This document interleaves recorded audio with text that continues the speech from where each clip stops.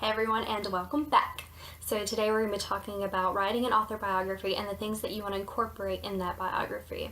So to start off, you want to do something that's going to incorporate who you are as a person and put everything in there together. Something that's going to convey your personality and what makes you different from other people.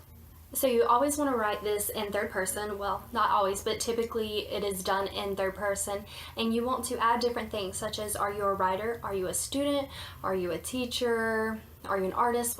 What genre do you do? Are you young adult? Are you fantasy? What do you do? What's your style?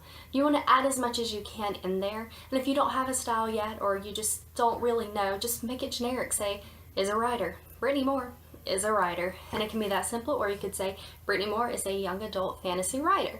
It's up to you, but the more detail you have, the more you can gauge your audience and find your own niche or niche. Still don't know how to say that, so whatever.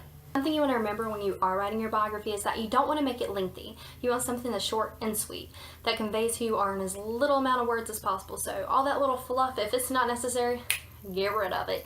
You don't need it. You want to include different things such as your accomplishments, but if your accomplishments become a long, lengthy list, then you don't want to add those. For example, if I was a writer and I had won the Nobel Peace Award, well, of course, I would add that in there because that's an awesome accomplishment.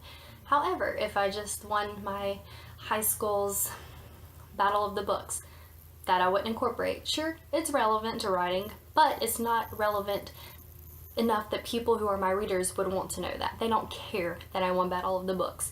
Whereas they would care if I had won a Nobel Peace Prize. So, you have to kind of think, what would your readers want to know about you? What makes you interesting and you unique and different from other people? For me, I have found that it's most helpful to have different keywords. For example, when I think about myself, I'm a reader, a writer, and a hiker. I always use those three things.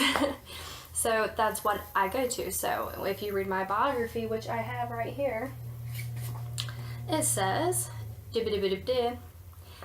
in her spare time, she can be found either at the local coffee shop sipping on the seasonal flavor. I know everybody has that, but I digress. Hiking local trails or reading in the quietest spot she can find. Okay, so I added in a little bit of fluff words. Yes, I did, but I thought that those were necessary because it kind of tells you more about me. Okay, I like to read in quiet spots.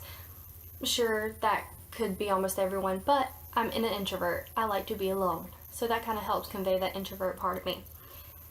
And I don't keep it very long. I keep it pretty short at those three keywords, which would be coffee, trails, and reading. 3 things you should know about me. Short, simple, done. If you do offer services, then that's something you definitely want to add into your About Me description, because people want to know what services you offer and what about you makes you enticing. And you want to offer some kind of personality. You want to use descriptive words or have your own unique writing style when you're putting it together, because that's what conveys who you are as a person. If you're quirky, then make it sound quirky. If you're not quirky, then don't make it sound quirky. It's really simple. Just whatever you are, convey that. If you're an introvert, add in things that help people realize that you're an introvert. Quietest spot. That's all I have on mine. But, just things like that. So the number one thing that you want to remember is to always be reader engaged, because you want to add the information and the details that your readers want to know. You don't want to add things that someone you go to school with might want to know. No, that's irrelevant. You want your reader to be enticed the entire time they're reading this. They want something short, sweet, tells you our personality, and that's it. Don't make it difficult, don't make it hard, just keep it simple, short, and sweet. And then you might be getting somewhere good. The last bit of information is that if you have social networks, then it's considered acceptable to add that at the end of your About Me. That way your readers can find you online, and usually that's something I would recommend to do as well, and I didn't for whatever reason.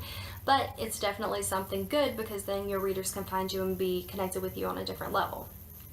And with that said, that's all I have for today, and I'm going to have some descriptions, or not descriptions, but some examples of some author bios that you might want to check out, some more information that might help you to figure out what you want to put in yours.